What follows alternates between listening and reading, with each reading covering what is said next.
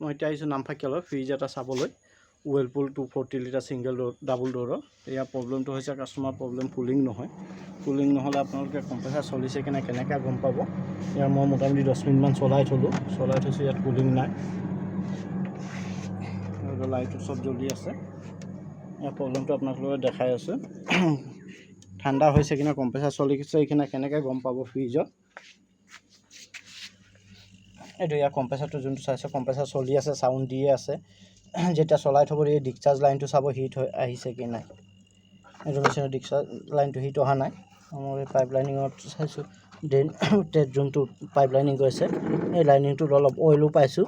তেতিয়া ইয়াক প্ৰেছাৰ দি চেক কৰি ল'ব লাগিব গেছ চেঞ্জ কৰাৰ আগতে এইডোখৰতে লিক নে বেলেগ কোনোবা জেগাত লিক আছে। ডিছচাৰ্জ লাইনটো ধৰি চাব, ডিছচাৰ্জ লাইনটো অলপ হিট অহা নাই, তাৰমানে মেচিনত গেছ নাই।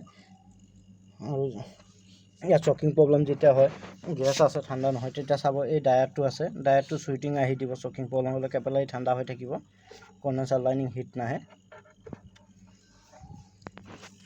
চাৰ্জিং লাইনটো চাইছে ঠিকে আছে, শুকান হৈ আছে।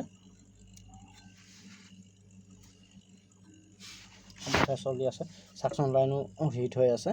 যেতিয়া কুলিং দিব গেছৰ প্ৰব্লেম নহয় তেতিয়া ফ্ৰিজ কম্প্ৰেছাৰ চলোৱাৰ লগে লগে ডিছচাৰ্জ লাইনিংটো হিট আহিব। এইটো ফ্ৰিজৰ হিট অহা নাই, এয়া গেছৰ প্ৰব্লেম, গেছ লিকেজ হৈছে। ইয়াক ফাৰ্ষ্ট আমি লিকেজটো চেক কৰি ল'ব লাগিব প্ৰেছাৰ দি, তাৰপিছতে ইয়াত গেছ চাৰ্জিং কৰিব লাগিব। আৰু তাৰপৰা লিক বন্ধ নকৰাকৈ যদি গেছ দিয়া হয় তেতিয়া গেছটো আকৌ লিকেজ হৈ যাব। যিকোনো ফ্ৰিজৰ য'ত গেছ নাথাকিব তেতিয়া গেছটো লিকেজটো মাৰিব লাগিব মাষ্ট। লিকেজ নহ'লে গেছ কেতিয়াও শেষ নহয়। ইয়াৰ লিক আছে। ভিডিঅ'টো যদি ভাল লাগিছে তেনেহ'লে চেনেলটো ফ'ল' কৰি লাইক কৰি শ্বেয়াৰ কৰি দিব।